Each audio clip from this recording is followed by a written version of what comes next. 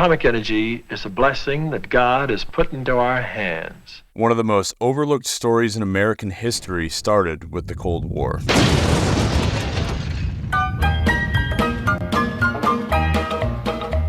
Well, I don't know, but I've been told uranium ore is worth more than gold. I sold my cad, I bought me a Jeep, I got that bug and I can't sleep. Uranium fever has gone and got me down. Uranium fever is spreading all around. With a Geiger counter in my hand, I'm going out to stake me some government land. Uranium fever has gone and got me down. They make their money and they left. They didn't clean up anything. They talk about it, coming out and do some stuff on it, and I don't know where they are at. Well, there's a bunch of them people that live here, but most of them passed away.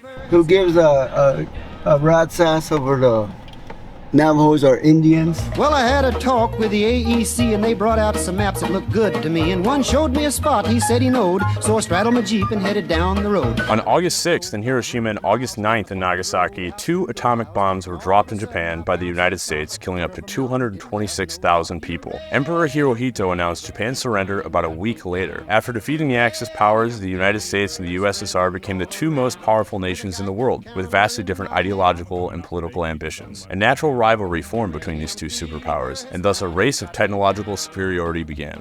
Well, I took my Geiger and I started to climb right up to the top where I thought I'd find a hunk of rock that'd make it click just like I'd read about Vernon Pick. The primary focus of this technological race was in weapons of mass destruction, vis-a-vis nuclear bombs. The United States scanned its land for uranium to mine to create these bombs, and found one of its main sources in the southern portion of Navajo Nation in both Arizona and New Mexico. Uranium fever has gone and got me down. Hundreds of mines, drills, and mills developed all across the southern region of the reservation and were active until all operations ended in 1986 when Ronald Reagan and Mikhail Gorbachev met at the Reykjavik summit and peace talks began, beginning the slow decline of the Cold War. Only thereafter, as the years went on, did the Navajo Nation start to see the extreme side effects of these uranium operations, including cancer, respiratory issues, birth defects, and the mass deaths of their livestock. This is the story of what happened in Cameron, Arizona, a small town that had hundreds of these uranium mines, and Church, New Mexico, where the second largest release of radioactive material in world history happened, second only to Chernobyl.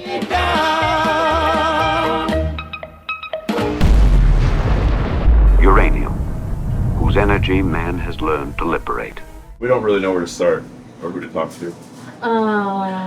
There was swimming there and stuff like that. Back in the heyday of uranium mining in Cameron in the 1950s and 60s, the area wasn't in a drought, and groundwater would often seep into the uranium mines from washes and rainwater. In summer, the rains come all at once. Valuable topsoil is washed away. Roads are flooded. The yellow uranium-tainted water would then make its way into drinking wells and would create radioactive ponds that children would swim in. Then there used to be like ponds here and there. We used to go swimming when it was so hot and stuff. A lot of the people, they used to call it 312. There was a pond over here.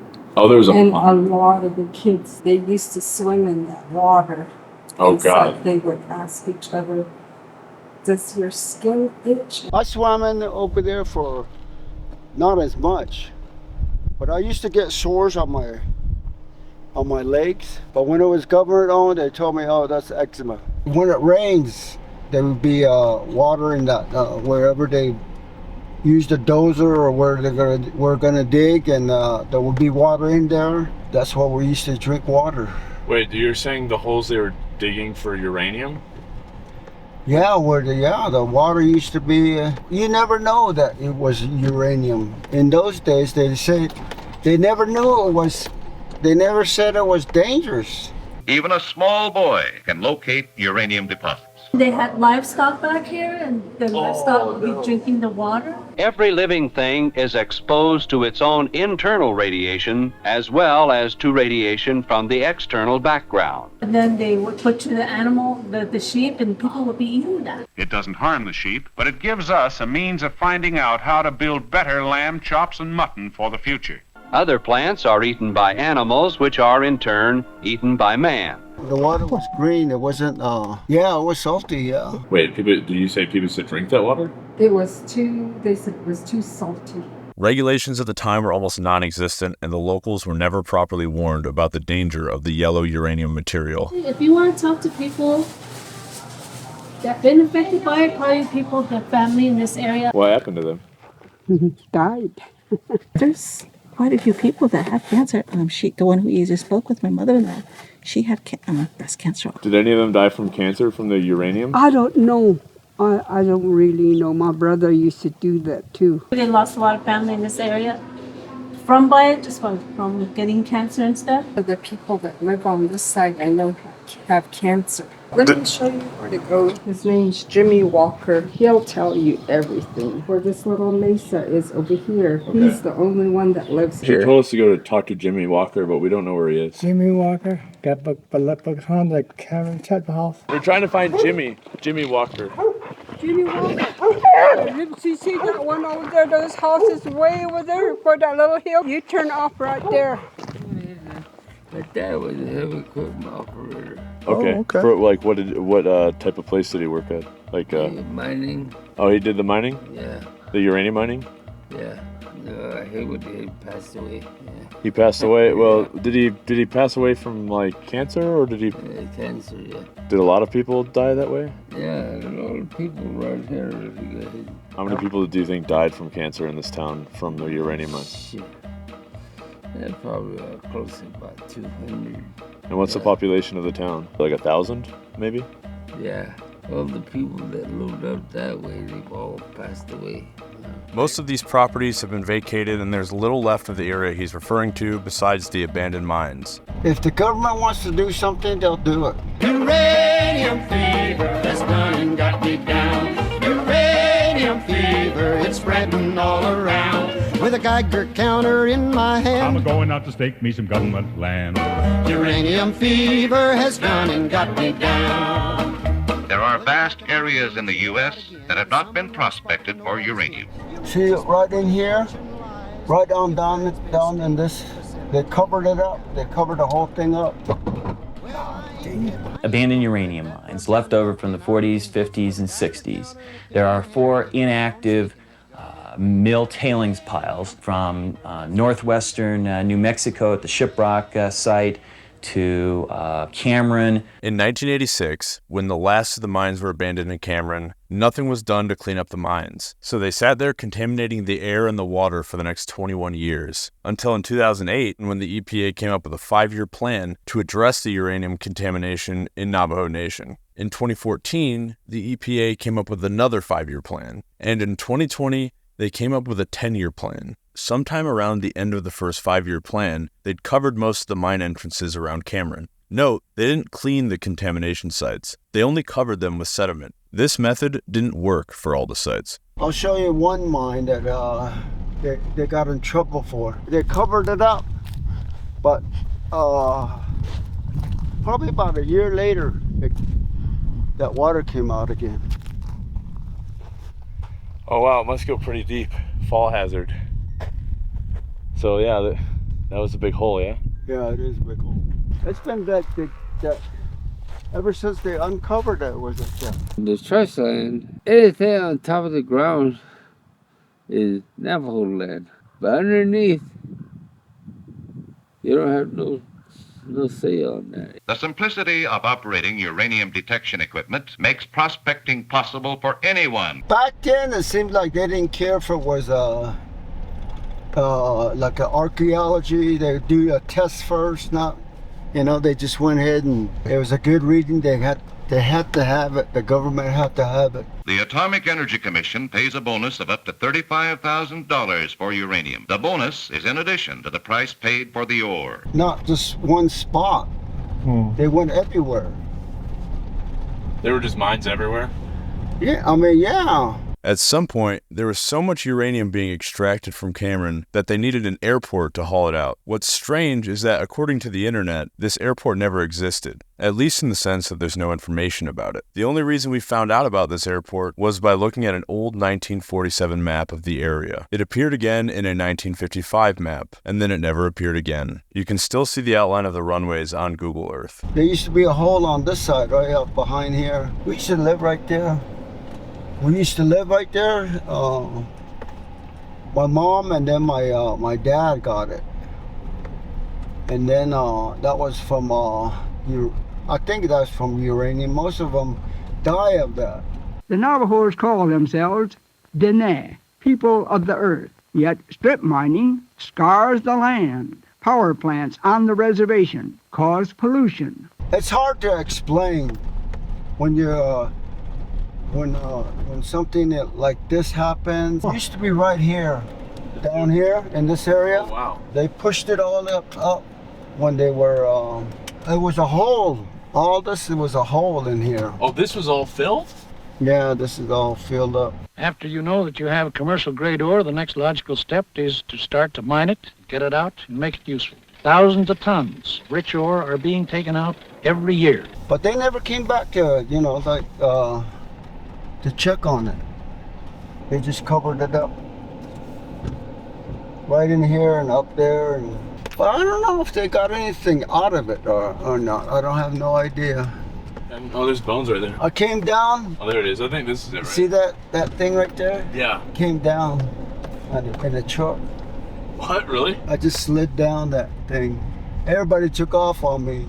Chickens. This area happens to fall out of the designated Cameron census zone and fall into undesignated county land. Most of the victims laid on the undesignated side of town, which is technically not Cameron. This probably made it difficult to localize the data considering Coconino County is gigantic compared to Cameron. But this statistic I found to be particularly strange. The only population data that can be found prior to the 1980 census for Cameron are in 1940 and 1960, where Cameron saw an apparent drop in population from 63 to 20 people. What I'm doing right now, I might be getting in trouble for it.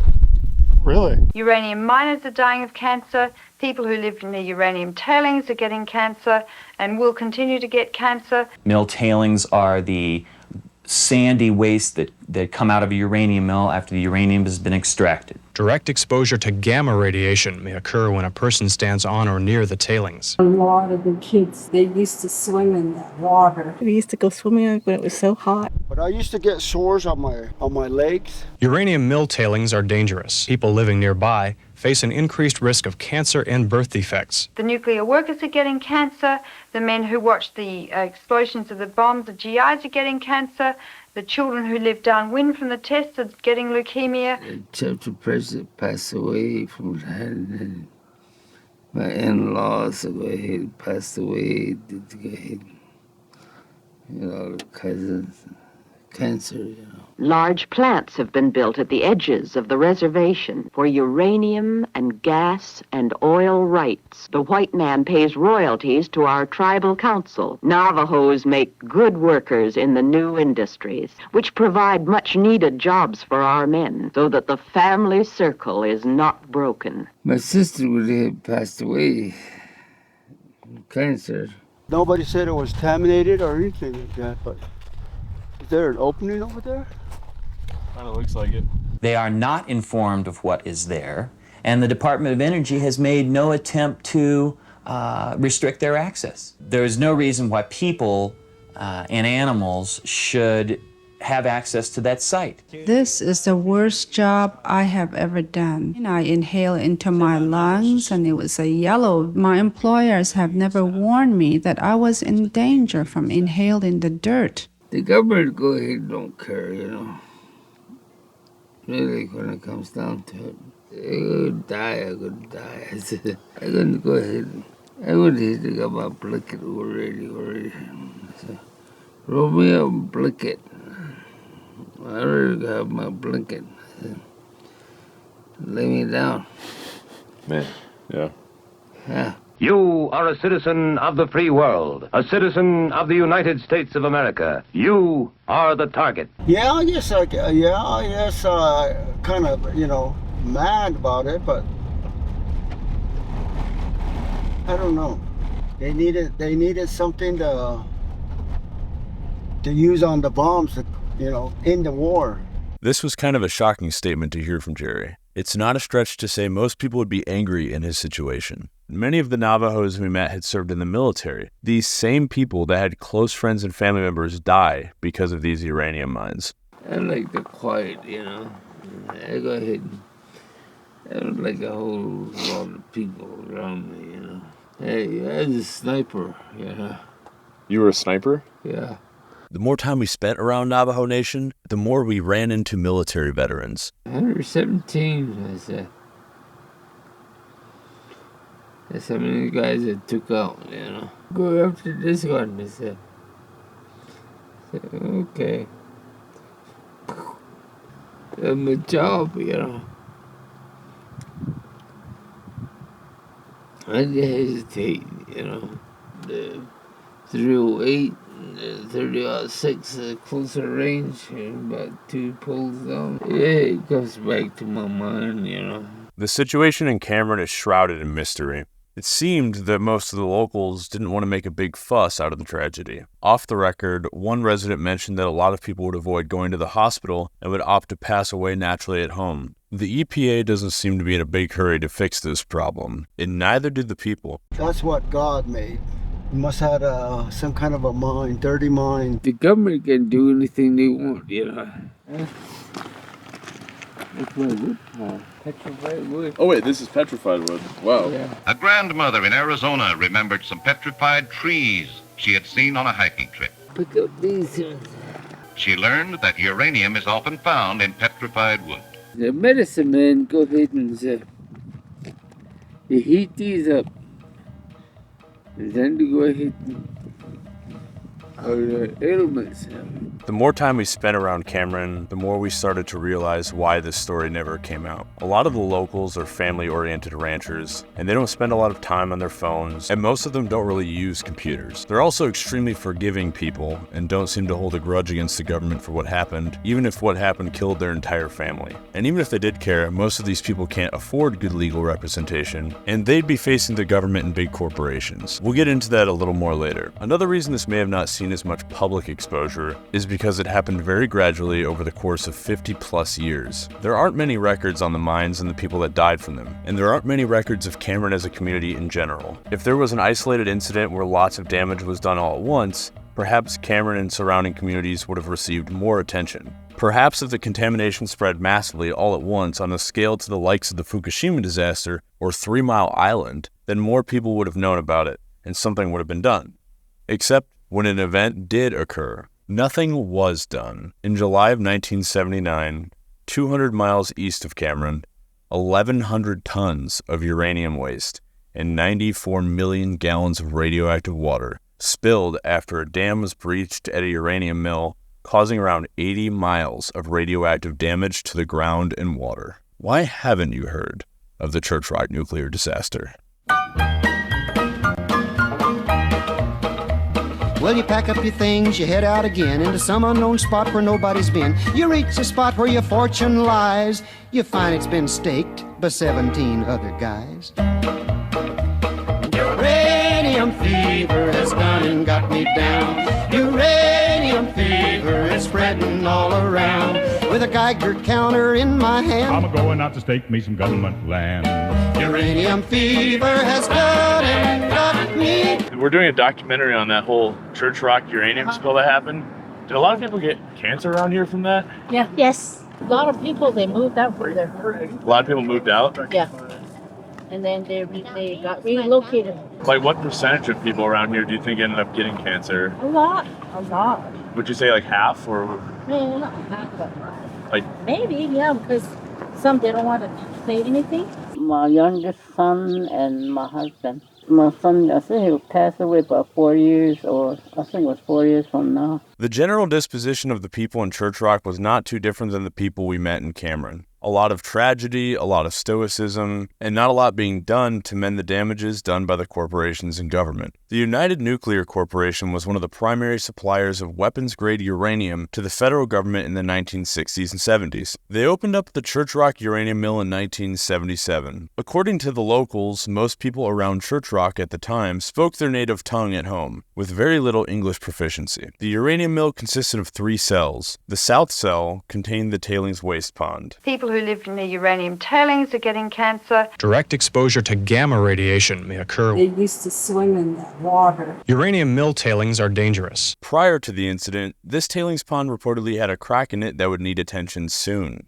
That crack is what ultimately led to the 20-foot breach and the subsequent mass spill of radioactive material. What to do with this highly radioactive material is a problem that is unsettled and unsettling. There is still no waste disposal solution. The radioactive wastes are stored temporarily in pools of water at each one of the plant sites. The water was through down this way all the way to that way, all the way down to Gallup. All the way down to Gallup? The spill actually came down this way, and of course, made its way down that way, I guess. Yeah, we were here. All of my relatives were here that time. I don't know nobody come to see us. They used to drink it. They said there was no water. Looking at Google Earth, you can see that the location of the tailings pond is still there to this day, even though the incident happened 45 years ago. No one knows what to do with the waste. It was never part of the original entry into the business. The question hasn't yet come to a clear enough one to even address the answer to that, I believe. Abandoned uranium tailings ponds can be found all around Arizona and New Mexico, but nothing as unique as this one, because this is where it all began. It was on this very farm that the radioactive water swept through so aggressively. This farm and 1,700 other farms, and that's just what was recorded. How close is your property to where the water spill was, or did it go onto your property? Okay, so I live here in this area, back in the canyon there, against the mountain. Yeah. It happened here, down the Puerco River. Just all along the river? Yeah. We took out the sheep, so that they could graze, and, we ended up, walking through it, I guess. The water first broke into the pipeline arroyo, which fed into the Rio Puerco, which very quickly devastated the local farms, as this river was the primary water source for the livestock in the area. On the bottom here is the Rio Puerco, and up top is this family's farm as well as the old Church mine, which supplied a lot of the uranium to the mill. I just saw, where is this water coming from, First the ditch goes right down through here, and we did all of our sheep herding around this area. Is that the Puerco River? That's the Puerco River, yes. Okay. One of my aunts is living with a brain tumor. Oh, man. Okay. And my other uncle, he died from the uranium. He used to work there. Two of them. He worked at the mill, right over there? Yeah. They haven't gotten any compensation, or none of us have gotten compensation. The compensation discussion ended up opening up a greater rabbit hole for us. My wife's little brother, he passed away with that one. Oh, that's terrible. I'm sorry, man. Yeah. Just only 30 something. My kid's dad died from cancer 10 years ago. And how old was he? He was 34. Oh, okay. When he passed. This is a Geiger counter. Hunters, fishermen, vacationers are making uranium detection instruments a part of their outdoor equipment. Many families spend their weekends prospecting. I wish someone would guide us to let us know, Yeah. These are some of the stuff you can purchase, to check the levels of radiation and stuff, You want one? Yes, that would be nice. To our surprise, nobody in the area even knew what a Geiger counter was. How did this negligible act that caused generations of cancer continue to persist without most people getting compensated? According to the original New York Times report on the Church incident in 1979, the only aid given to the locals was to 9 families in the area in the form of providing a clean water supply, which was done so by United Nuclear Corporation. As far as the EPA is concerned, nothing is known to have happened. Nobody? Because we ate, we used to herd the sheep everywhere. I guess there was water running through, and that's where they herd the sheep.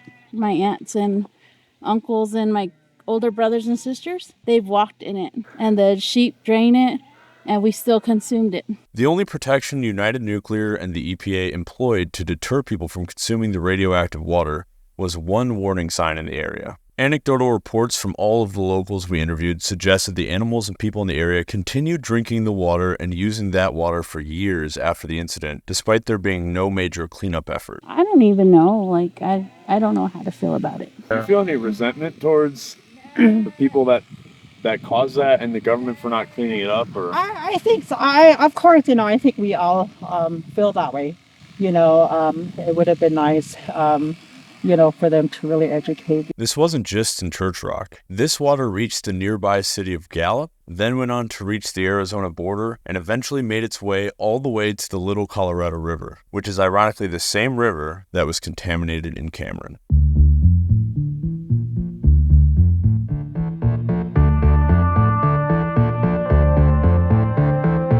The limit for safe drinking water is 15 picocuries per liter. On the day of the spill, the water had reached 100,000 picocuries per liter, 7,000 times more than the limit.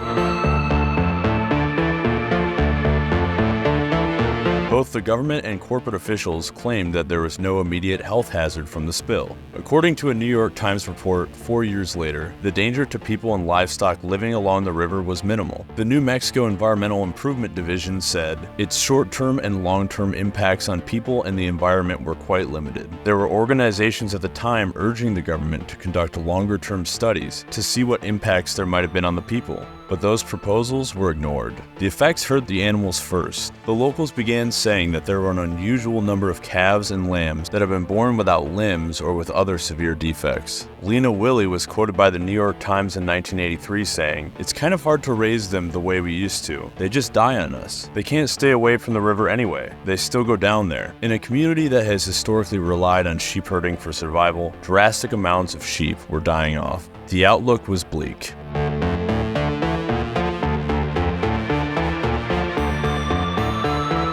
Was there more sheep before that happened? No, it was okay. Not before that. It was before and then after there was less sheep? Yeah. At the time of the New York Times article in 1983, 4 years after the disaster, the waste was still being leaked onto Navajo land. But how could this be? If the uranium mill had shut down after the spill, why would waste continue to leak? That's because after the Church Rock uranium mill disaster, the mill operated for 3 more years. All 3 of those years, the area became more and more contaminated.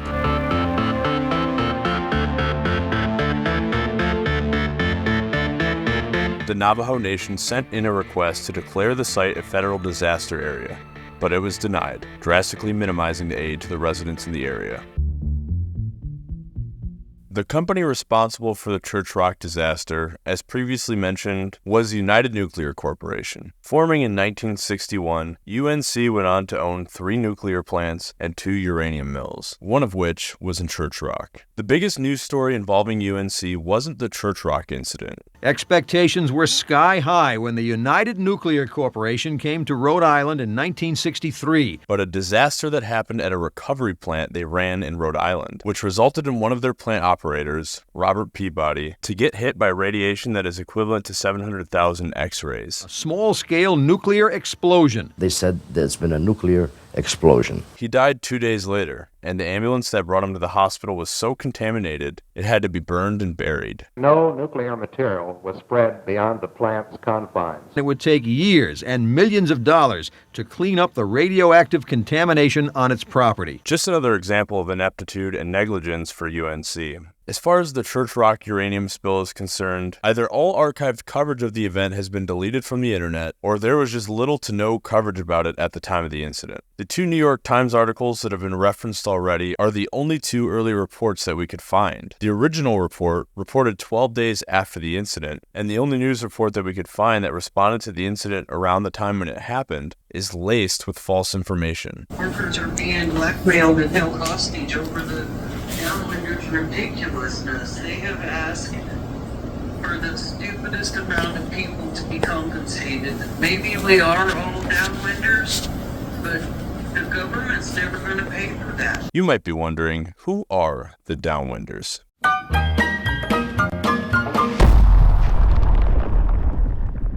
If you can show that this power is from God and it can be used for research and medicine and agriculture, industry, and countless other ways, it may have a great effect in benefiting mankind for the future.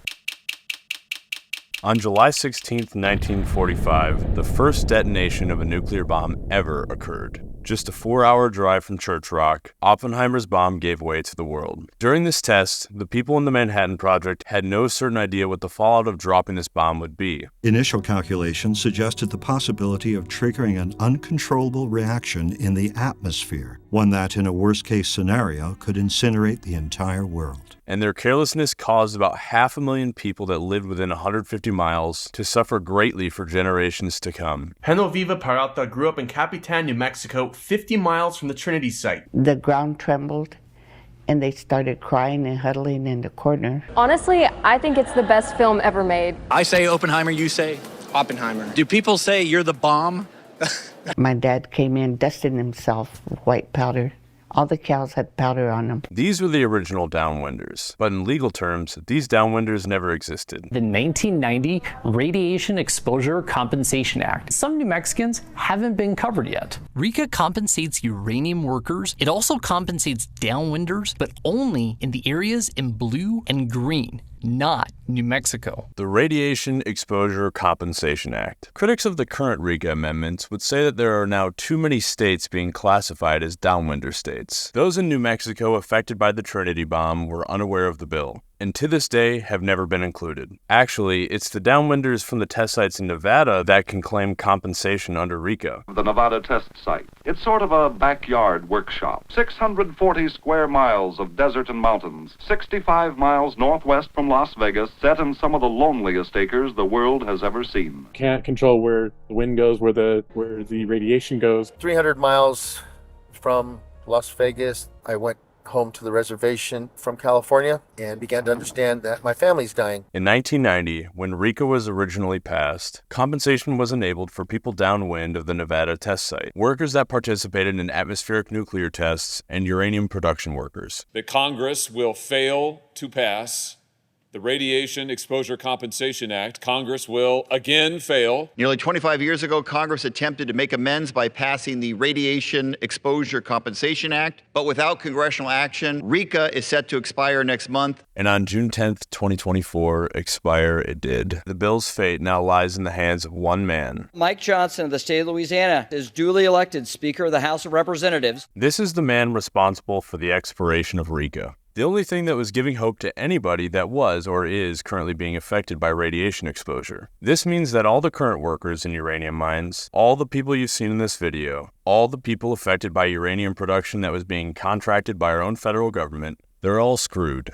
The story you've probably never heard of is only going to get quieter. Here's Mike Johnson's office phone number, and here's the email. If you'd like to effect change, bother him until he feels the pressure. At the moment, this seems like the only way RECA will ever be revived. Mike Johnson is the only man that has the power to pull these bills up and get them going again. I don't know exactly what his problem is with doing the right thing. I mean, everybody jumped up and got excited when that Oppenheimer movie came out. Do people say you're the bomb?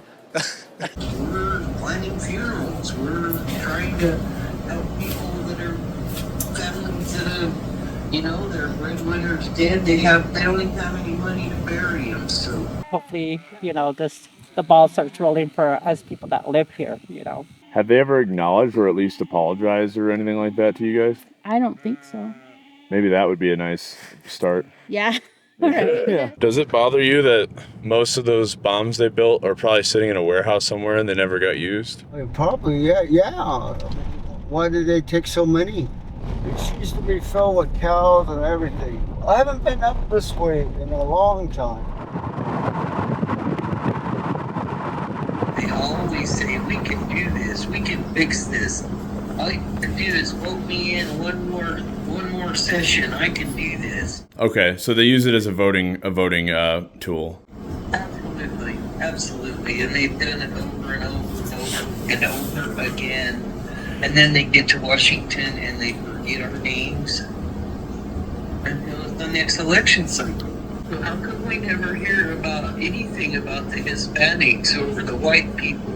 It's not just a Navajo Nation problem. It still isn't just a Navajo Nation problem. While this problem heavily affected the Navajo Nation, more so than anybody else in the country, Linda was right. It's really a countrywide problem, as high levels of radiation can be found from abandoned mines, plants, and mills all around the country. Honestly, it's a question of balancing out what our numbers are across the whole environmental management portfolio. Today, 99% of the nuclear waste in this country comes from the defense program. from the atomic bomb to the nuclear submarine. A great deal of that history is buried at the Hanford Reservation in Richland, Washington. It's the federal government's responsibility to clean up Hanford, but it's taking much more time and money than ever imagined. Hanford is just one of hundreds of examples of this in the United States. Perhaps Navajo Nation is just a microcosm of a much larger problem in our political system. Politicians seem to act mostly on either what will impact their donors and therefore line their pockets, or protecting the things the public is loudest about in order to protect their next election campaigns. Considering Navajo Nation is as isolated from the outside world as they are, and that the reservation only totals around 400,000 people, it's unlikely that they can make waves big enough to scare politicians by themselves. It's easy for politicians to ignore problems in such small numbers, so hopefully together we can change that.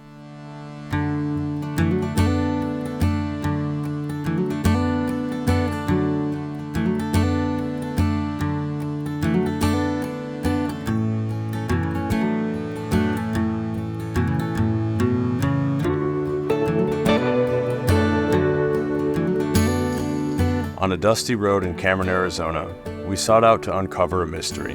What we found was one of America's greatest untold stories. Our only regret is not being able to spend more time uncovering everything, but hopefully this video can spark a new curiosity about the subject. There are over 4,000 abandoned uranium mines in the United States. Not to mention there are still active uranium sites around the country. There will inevitably be more victims as time goes on.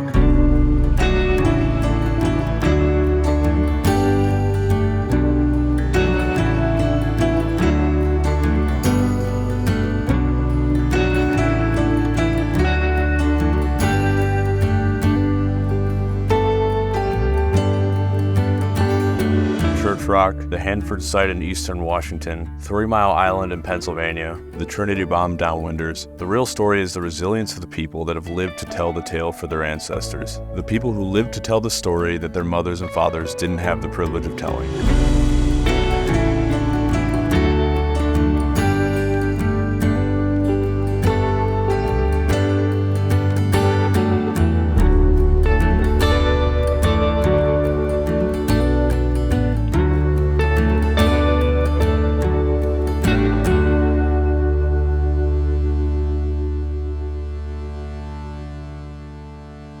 As I understand it, in order for us to stabilize the uranium particles, we had to put just layers and layers of dirt, before it stabilized, and the tribe just doesn't have the necessary money to do that. We hold a position that is a responsibility of the federal government. It was the Atomic Energy Commission that did that. They created a mess. This is their doing. Why should we cover up many of the things that they did? Well, I don't know, but I've been told uranium ore's worth more than gold. Sold my cad, I bought me a Jeep, I got that bug and I can't sleep. Uranium fever has gone and got me down. Uranium fever is spreading all around. With a Geiger counter in my hand, I'm going out to stake me some government land. Uranium fever has gone and got me